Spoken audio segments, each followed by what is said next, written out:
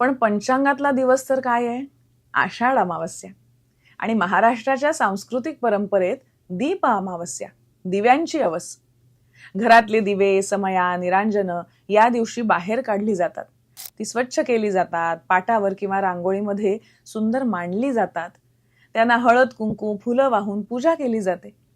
काही ठिकाणी कणकेचे दिवे तयार केले जातात. त्यात तूप घालून ते प्रज्वलित केले जातात आणि नंतर त्याचा प्रसाद घेतला जातो.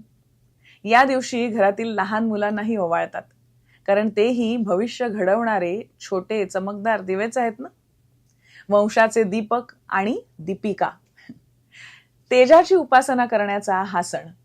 भारतीय संस्कृतीत दिव्याला इतकं महत्व का? कारण आपल्याकडे ना प्रकाश हा फक्त भौतिक प्रकाश राहिलेला नाही. प्रकाश म्हणजे ज्ञान, प्रकाश म्हणजे विवेक, प्रकाश म्हणजे चैतन्य. म्हणूनच आपण म्हणतो दीपज्योतिः परब्रह्म, दीपज्योतिर्जनार्दनः.